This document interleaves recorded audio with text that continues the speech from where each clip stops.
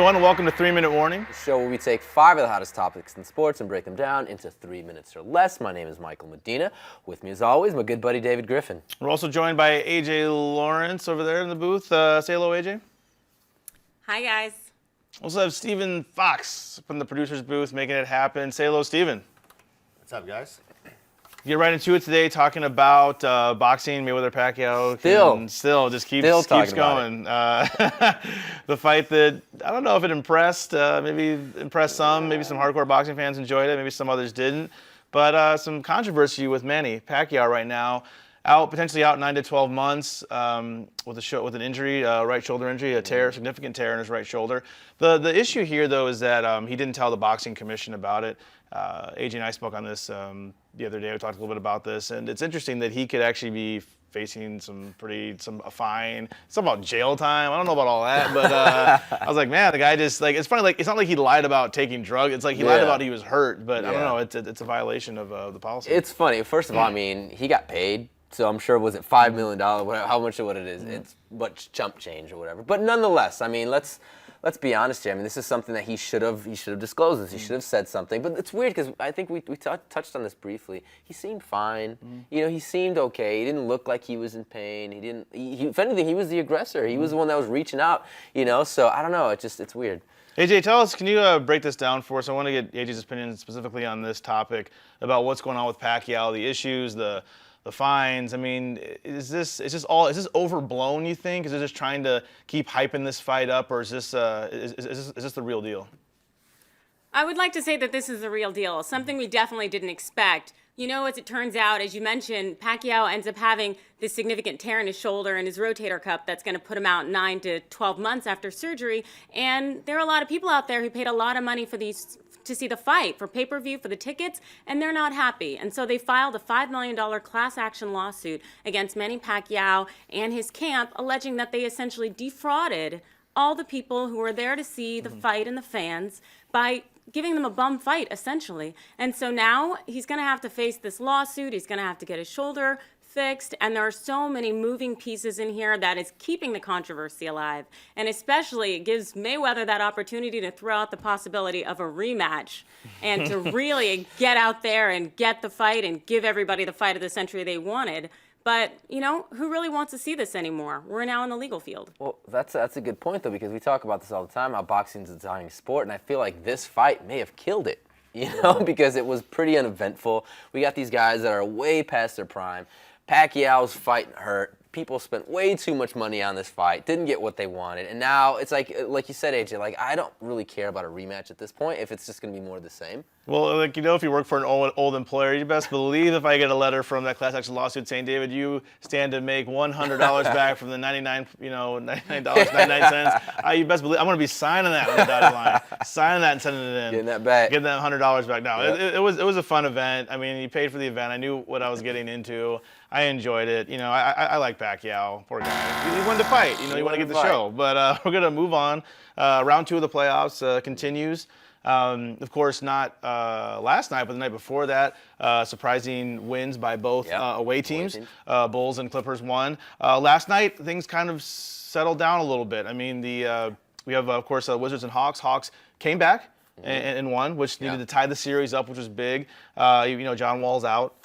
For now. So that was a big comeback because I was surprised, of course, that Washington won, even though the Hawks have been kind of up and down. Yeah, no, they have. I mean, well, Sessions really stood up, you know, for Wall, who was hurt. I mean, not having Wall on your team is going to affect your team greatly. I love John Wall. He's a fantastic player. But Atlanta went in there and did what they had to do. It was just an average game for me, nothing spectacular. I mean, Atlanta is a good team. They're number 1 seed for a reason. They just, for whatever reason, this postseason haven't really played like it. But they looked solid in this game, and I think it's going to be a good series. AJ, do you think the Grizzlies are for real, switching gears here, going to Grizzlies-Warriors? Memphis got a win, needed a much-needed win. I thought this was going to be a sweep, honestly. Maybe I thought Memphis would get one when they went back home. But, AJ, the question is, do you think they're the real deal?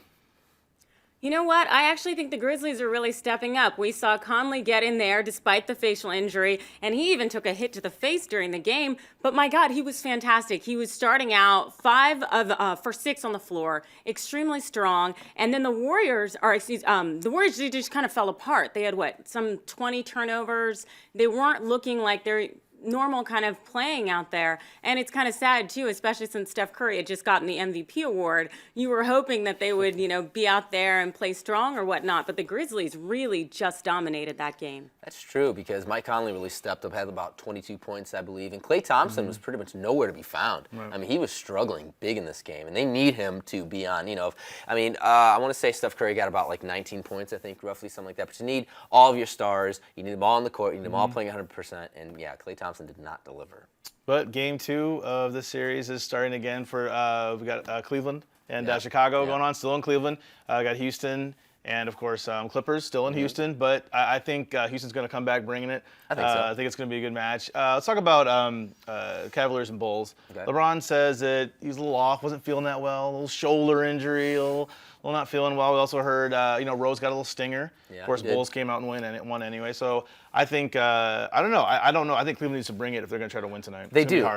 Hearing LeBron say something like this just seems like he's making an excuse. Again, I don't want to make comparisons. I grew up a huge Jordan fan. That's just, but Jordan would have never said anything like that, right? He wouldn't have said, oh, well, we lost because I was a little dinged up. No, you lost. That's it, right? You lost. No excuses. Just go back and win the next game. And that just makes him sound, I don't know, a bit of a crybaby. Just come up with an excuse like that. It's true. Yeah, I mean, don't make excuses. You lost. Just move on and just win. And that's the question now. Tonight, Chris Paul with the Clippers and Houston, will we see him? It's always tough. It's day-to-day with him. If they can win and he can keep getting healthy, then that's fine. Then keep winning without him. Don't play him more than you need to. Keep him healthy. Save him for that next round in case they make it through. Next topic, we're going to keep moving on here. We're going to NHL Round 2 of the playoffs. Oh, boy. We get to talk about Chicago. Michael's happy. Up 3-0. 3-0 on the Minnesota Wild. 3-0 on Minnesota Wild. Michael is happy. Michael, you get a little time to talk about your Chicago Blackhawks. Looking good, looking solid. I know the last series we were a little shaky, a little up and down, but here we're looking focused. Patrick Kane, he's got roughly, I think, is like 4 or 5 something goals so far in the postseason. He's looking solid. He's looking great. This overall effort. All we needed was 1 goal. That's all we needed. Got the win. AJ, talking about Ducks and Flames. When the series started, I think we thought the Ducks were just going to roll. Number 1 team in the West. They were at over like 15 wins against these guys in the last 15 to 20 matchups. I mean, they looked like they were going to dominate the Flames. Flames came back, fought had a hard game. AJ, you think the Flames have a chance? You still think the Ducks are going to roll through this series? You know what? The Flames were pretty on fire last night. They were just extremely strong in what they were bringing, forcing it into overtime and then having Michael Backlund score that game-winning goal. It's just, we're in a situation where we have 2 very talented teams, but it's kind of one of those, are the Flames really just there for that one game, or can they make it through the long haul? And I'm kind of thinking that the Ducks are going to be the champs here. Yeah, I think so, too. I think Ducks are probably going to make it through. It's going to switch gears to a lot of hockey.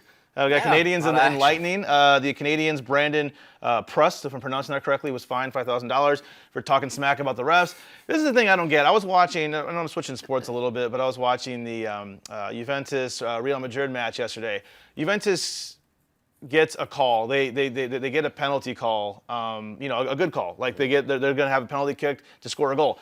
One of their players, they still go up and complain to the ref and get a yellow card. I'm like, wait, you got the penalty. They wanted a further fine. They wanted a yellow card or a red card. It's like if something's going your way or not your way, it's like this is the playoffs. Like, first of all, he just got fined. He's lucky.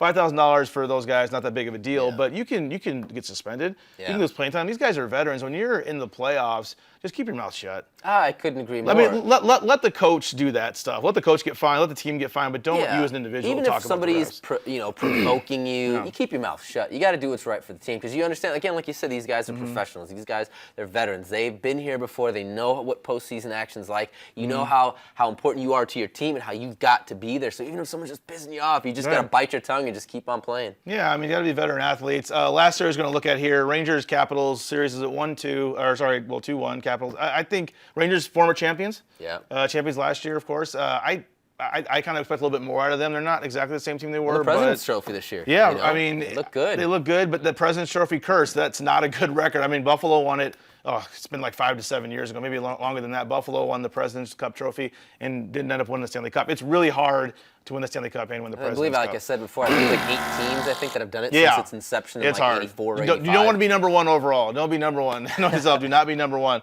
Going to some NFL, switching gears here. AJ, we got the Raiders releasing James Jones. 2014 leader in receptions. Raiders are interesting right now, AJ. They picked up some people, and they're getting rid of some people. Of all the stuff that's going on right now with the draft and these retirements, releases, what are you looking at in the NFL right now, especially, I guess, with the Raiders? Well, in the offseason, the Raiders have been doing a lot. They cut 7 veterans so far. And then now, letting go of James Jones, who, as you said, was the 2014 leader in receptions for them. And they picked up Crabtree from San Francisco. And then also, they've got number 4 draft pick Amari Cooper.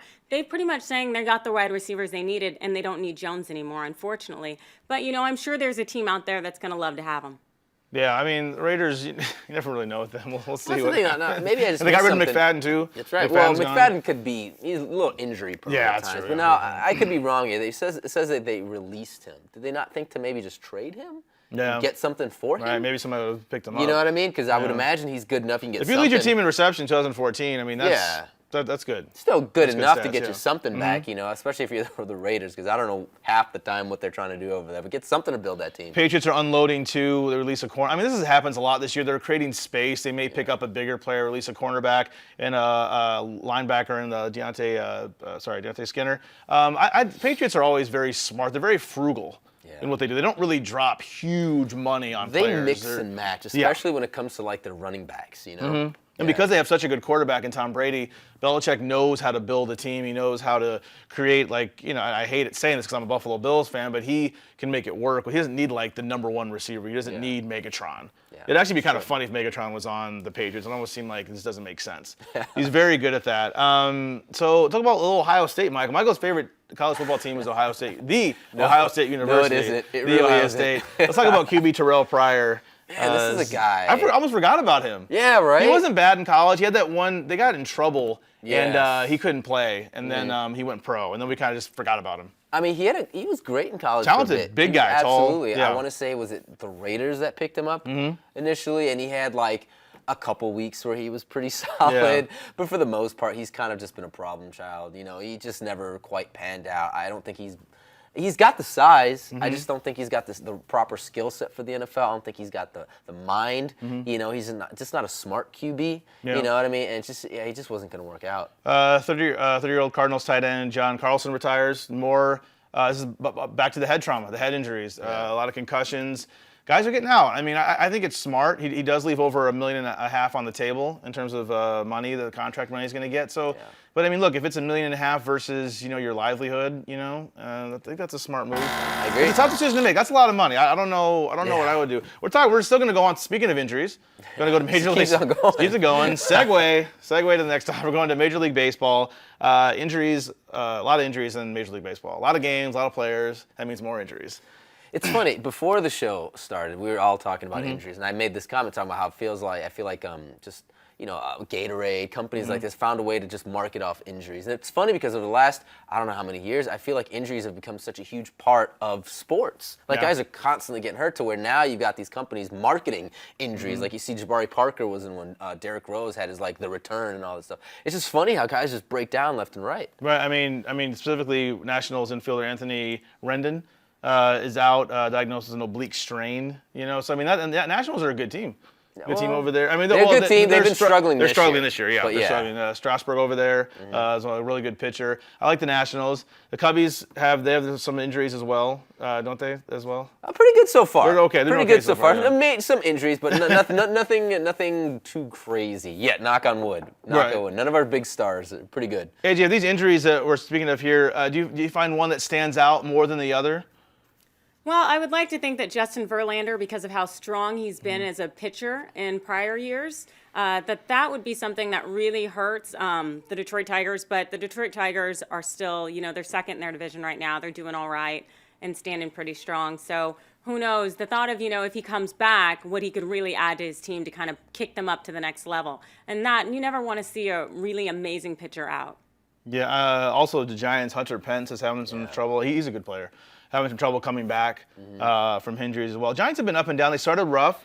Yeah. They had a really good run against Dodgers in their series a few series ago. They had a really good run there, and I think we haven't seen the last of them. I think they're going to come back. Yeah, no, I think as far as like Hunter Pence is concerned, I mean, breaking his form. If I remember correctly, Derek Lee in 2005 with the Cubs had a monster year, came pretty close. He was flirting with the possibility of winning the Triple Crown. The following year, in 06, I was actually at this game against the Dodgers where I want to say it was Rafael Furcal ran into him, breaking his forearm.